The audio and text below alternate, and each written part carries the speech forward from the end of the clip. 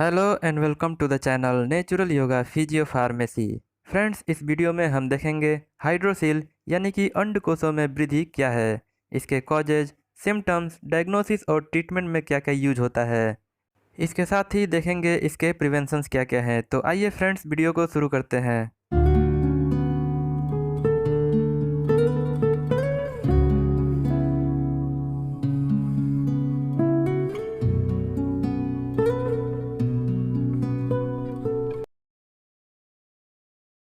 Hydroxyl एक ऐसा condition है जिसमें टेस्टीज के चारों तरफ फ्लूइड इकट्ठा हो जाते हैं जो स्क्रोटम के अंदर भरा हुआ मुलायम मांस की तरह महसूस होते हैं। हाइड्रोसिल का सीधा मतलब है स्क्रोटम के अंदर सैक का फॉर्मेशन।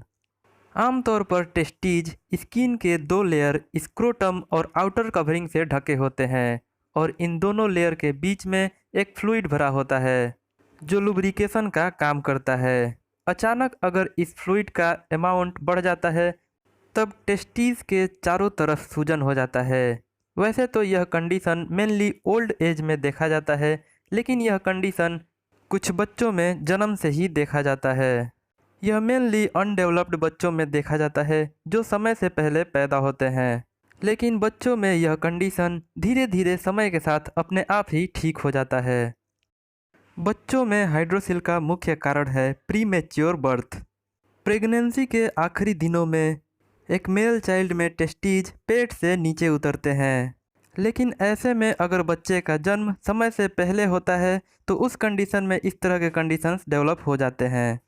बच्चों में हाइड्रोसिल का कंडीशन अक्सर सिर्फ पहले बच्चे में देखा जाता है। जब हाइड्रोसिल का कोई मुख्य कारण पता नहीं चलता है तो उसे प्राइमरी हाइड्रोसिल कहते हैं, लेकिन जब हाइड्रोसिल का कंडीशन इंजरी और स्क्रोटम में इन्फेक्शन से डेवलप होता है तब उसे सेकेंडरी हाइड्रोसिल कहते हैं। टाइप्स की अगर हम बात करें तो हाइड्रोसिल दो तरह के होते हैं, जिसमें पहला नॉन कम्युनिकेटिंग हाइड्रोसिल होता है।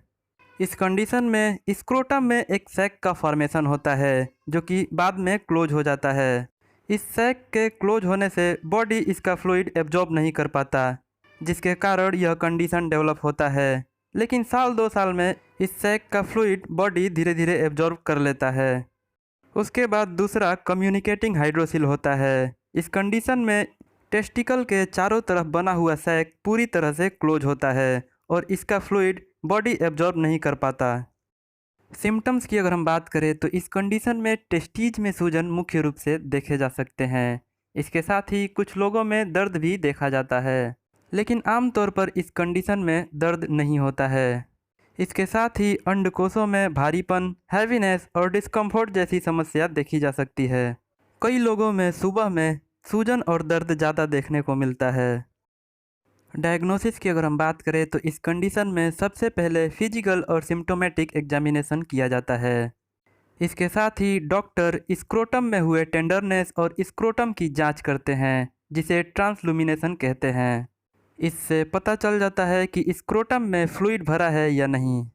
ऐसे में स्क्रोटम से एक स्पेशल लाइट को पास करके देखा जाता है। अगर लाइट स्क्रोटम से पास हो जाता है तो फ्लूइड कंफर्म हो जाता है, लेकिन अगर लाइट पास नहीं हो पाता है तो यह कोई सॉलिड मास हो सकता है जो टेस्टीज में कैंसर का फॉर्मेशन कर सकता है। इसके साथ ही दूसरे कंडीशंस की जांच के लिए पेट के निचले हिस्से की अल्ट्रासाउंड कराया जाता है, जिससे हार्निया और ट्यूमर जैसी समस्याओं का पता चल जाता है। ट्रीटमेंट की अगर हम बात करें तो छोटे और दर्द रहित हाइड्रोसिल का ट्रीटमेंट ज़रूरी नहीं होता। ऐसे में कुछ चीज़ों का ख्याल रख के इसे प्रिवेंट किया जा सकता है। बच्चों में डेवलप्ड हाइड्रोसिल अपने आप ही चले जाते हैं। अगर हाइड्रोसिल अपने आप ठीक नहीं होते तो ऐसे में सर्जरी के द्वारा मांस या फ्लूइड को रिमूव करवाना जरूरी होता है। ऐसे में बहुत ही छोटी सर्जरी होती है जिसमें सर्जरी के कुछ ही घंटों के बाद घर जा सकते हैं।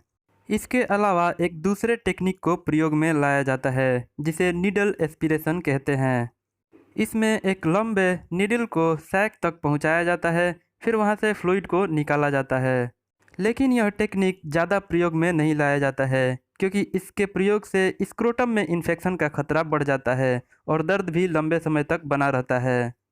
प्रिवेंशन की अगर हम बात करें तो बड़े लोगों को हाइड्रोसिल से बचाव के लिए किसी भी तरह के टेस्टीज के ऊपर चोट और इंजरी से बचाव करना चाहिए। इसके साथ ही हेल्दी लाइफस्टाइल को अपनाकर प्राणायाम, योगाभ्यास और एक्सरसाइज का अभ्यास करते रहना चाहिए।